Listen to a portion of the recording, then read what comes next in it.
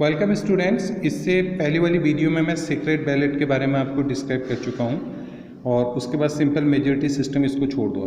अब आप इधर आइए, general election, by election and mid term election. बच्चों नोट करना, जनरल इलेक्शन तो वो होते हैं जो अपने टाइम में ही होते हैं, ठीक है। वो लगभग 5 साल में हमारे यहाँ होते हैं, ठीक है। General election held every 5 year.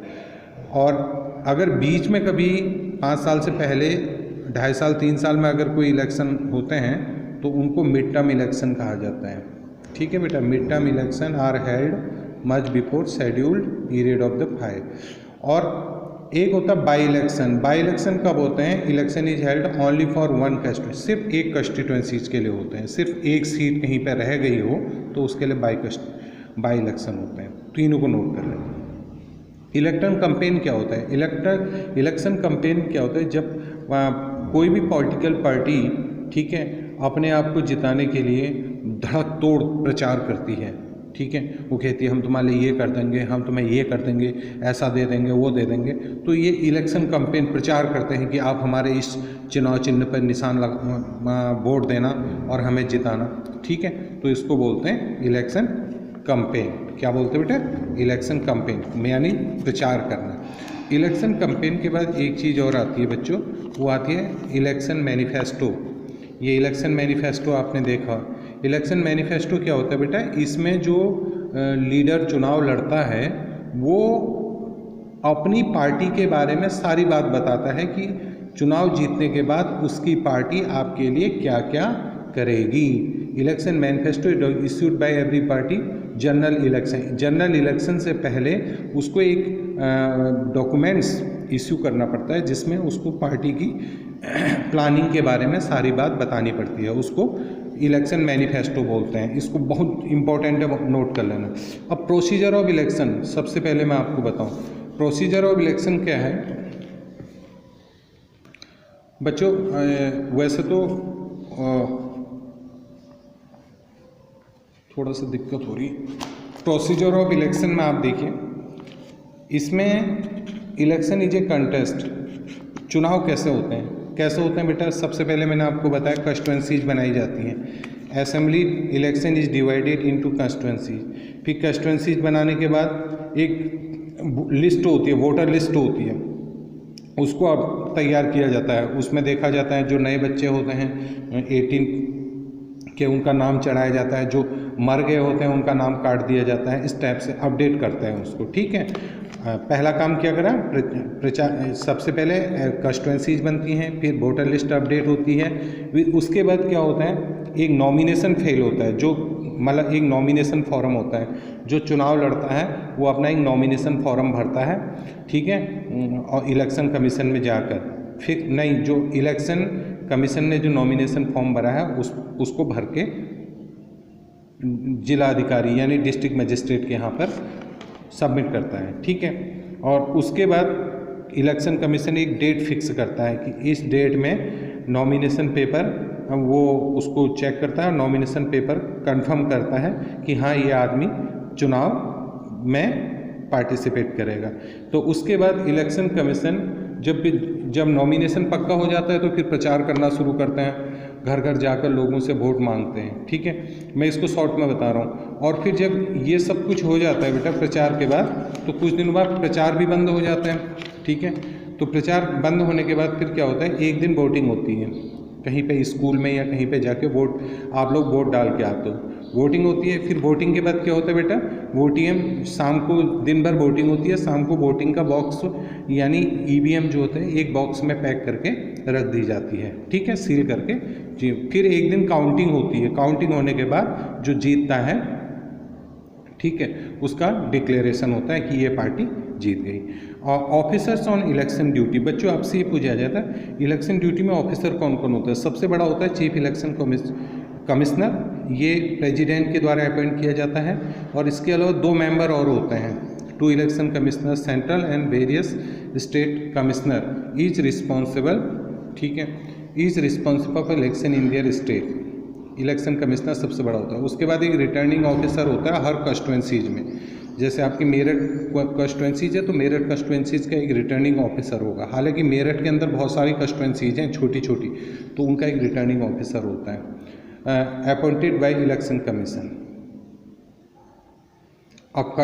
At the constituencies level returning officer. उसके बाद है वहाँ पर पोलिंग बूथ होता है, पोलिंग बूथ में प्रेजाइडिंग ऑफिसर होता है और ज़्यादा फिर वहाँ पर पोलिंग ऑफिसर होते हैं। अब कोएलिशन गवर्नमेंट क्या होता है? कोएलिशन गवर्नमेंट क्या होता है बेटा? Government is form by the political party which secure 1/2 of the seat in the election. ठीक है, how ever in many instance is not possible. बच्चों हमें किसी भी पार्टी को आधे से अधिक सीट मिलने पर बहुमत मिलता है और सरकार बनती है, लेकिन कभी कभी नहीं मिल पाती। तो ऐसे में ये लोग क्या करते हैं, दूसरे पार्टियों से कांटेक्ट करके है ना गवर्नमेंट बनाते हैं। माना हमें 180 सीट पूरी करनी है और हमारे पास 100 सीटें हैं, तो हम 80 सीटें दूसरी पार्टी से ले लेंगे, 180 पूरी करके हम सरकार बना लेंगे। तो इस तरह की जो सरकार होती है उसको कोएलिशन गवर्नमेंट कहा जाता है। ठीक है, इन दोनों पार्टी को अभी आप छोड़ देंगे क्योंकि अभी इम्पोर्टेंट बात आपको डिस्कस करनी है। पॉलिटिकल पार्टीज के बारे में हम आपको डिस्कस करना। पॉलिटिकल पार्टीज क्या होती हैं बेटा? पॉलिटिकल पार्टीज तो आप जानते हैं, it is a organization of people which seek to achieve goal common to its member through the acquisition and exercise of political power. ठीक है बच्चों, ये पॉलिटिकल पार्टी एक तरह का संगठन होता है जहाँ पर सभी लोग एक उद्देश्य से जुड़े होते हैं कि उन्हें चुनाव लड़ना है और चुनाव लड़कर जीतना है और गवर्नमेंट बनानी है। ठीक है, और उसके बाद एक चीज़ और आती है, इसमें लिखा है रिप्रेजेंटेटिव इलेक्टेड लोकसभा। लोकसभा के लिए जो रिप्रेजेंटेटिव होते हैं उनको एमपी कहा जाता है बेटा। जो स्टेट असेंबली के लिए जो रिप्रेजेंटेटिव होते हैं उनको एमएलए कहा जाता है। ठीक है, इस वाले में भी कोई ज़्यादा खास नहीं है। पार्टी के बारे में मैंने बताया, फंक्शन ऑफ पॉलिटिकल पार्टी इतना। ये जो पॉलिटिकल पार्टी होती हैं जैसे भारतीय जनता पार्टी है, कांग्रेस है, टीएमसी है, समाजवादी पार्टी, ये पॉलिटिकल पार्टी हैं बेटा। इनके काम क्या क्या हैं? इनके काम हैं, ये देखो इनके काम हमें बताए गए हैं। इनके सबसे पहला काम होता है इनका चुनाव लड़ना। ठीक है, और select candidate to contest election various constituency, और हर कंस्टिट्यूंसीज पे अपने उम्मीदवार को खड़ा करना, चुनाव लड़ना और जीत कर सरकार बनाना। आप ज़्यादा नहीं भी पढ़ो ना, आप सिंपल नोट कर लो कि हर पॉलिटिकल पार्टी का एक ही उद्देश्य होता है कि चुनाव लड़े और चुनाव लड़कर जीते और जीतने के बाद अपनी सरकार बनाए और जनता के हितों का ध्यान रखते हुए काम करें। अगर हारते हैं तो अपोजिशन का काम करते हैं। ठीक है, और एक चीज़ और है इसमें हमारे यहाँ पे पार्टी सिस्टम की बात करनी है इस वाले चैप्टर में। तो पार्टी सिस्टम की अगर हम बात करें तो यहाँ पे वन पार्टी सिस्टम बच्चों किसी देश में वन पार्टी सिस्टम होता है, सिर्फ सिंगल पार्टी होता है। हमारे यहाँ तो बहुत सारी पार्टियाँ हैं ना, आप तो गिना भी सकते हैं कि कितनी सारी पार्टियाँ हैं। तो हमारे यहाँ तो बहुत सारी पार्टियाँ हैं इंडिया में, लेकिन कई देश ऐसे होते हैं जहाँ पर सिर्फ एक ही पार्टी होती है, वहाँ पर वही पार्टी काम करती है।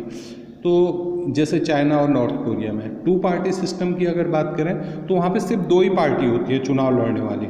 ठीक है, यूएसए और जमैका में। और मल्टी पार्टी सिस्टम की बात करें तो आप जान गए होंगे इंडिया में तो ढेर सारी पार्टियां हैं, है ना। और इंडिया और इजराइल में इतनी पार्टियां हैं कि जम के आप किसी को भी आप सिलेक्ट कर सकते हैं। लेकिन वन पार्टी और टू पार्टी सिस्टम जैसे चाइना नॉर्थ कोरिया में सिर्फ एक ही पार्टी है बच्चों। उसका मतलब तो वो कुछ करेगी तब भी सत्ता में रहेगी, नहीं करेगी तब भी सत्ता में, क्योंकि दूसरी पार्टी है ही नहीं। लेकिन हमारे यहाँ मल्टी पार्टी सिस्टम है, अगर कोई एक पार्टी सही काम नहीं करेगी तो हम उसको पुश करके नई पार्टी ले आएंगे। ठीक है, लेकिन चाइना और यूएसए में ऐसा नहीं है, यूएसए में सिर्फ 2 पार्टियाँ हैं। अच्छा, पॉलिटिकल पार्टीज इन इंडिया बच्चों, ये जो सिंबल हैं इनको आप नोट करना। पॉलिटिकल पार्टीज इन इंडिया, ये जैसे बीएसपी का सिंबल है, ये बीजेपी का है, एडीएमके का, सीपीएम का, इनको आप नोट करके अपनी कॉपी में बना लेना। आपसे पूछा भी जा सकता है कि कमल किसका सिंबल है, हाथी किसका सिंबल है। तो और एक छोटी सी बात और मैं आपको बताऊँ इसमें, ये वाला जो पोर्शन है ये है ना, the Indian national Congress Bharatiya Janata party BJP, communist party, ये भी एक शॉर्ट फॉर्म है बच्चों, इनको आप नोट कर लेना, ठीक है।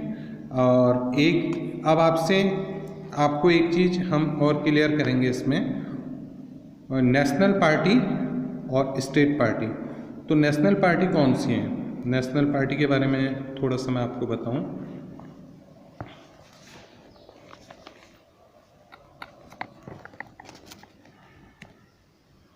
नेशनल पार्टी क्या होते हैं? जो पार्टी नेशनल जनरल इलेक्शन में पूरे देश में अपने उम्मीदवार खड़ा कर सकती है, ठीक है, वो नेशनल पार्टी होती है। जैसे जो प्राइम मिनिस्टर बनते हैं वो नेशनल पार्टी में से ही बनते हैं। और एक होती है स्टेट या रीजनल पार्टी। जैसे आपने देखा जो अभी वेस्ट बंगाल में चुनाव हुए थे तो वहाँ पे जो ममता दीदी थी वो टीएमसी से थी, ठीक है, तो वो स्टेट पार्टी थी, वो सिर्फ स्टेट के लिए चुनाव लड़ सकती है, कभी नेशनल या प्राइम मिनिस्टर के लिए चुनाव नहीं लड़ सकती है। प्राइम मिनिस्टर बड़े लेवल के लिए, यूनियन लेवल के लिए चुनाव नहीं, तो जो सिर्फ स्टेट लेवल के लिए चुनाव लड़ती हैं पार्टी, उनको स्टेट और रीजनल पार्टी कहा जाता है। जो पूरे देश में चुनाव लड़ती हैं उनको नेशनल पार्टी कहा जाता है। अब आपको होमवर्क में ये दे रहा हूँ कि नेशनल पार्टी और रीजनल पार्टियों के नाम आप खुद छांट के लिखेंगे, ठीक है, ये भी हो गया।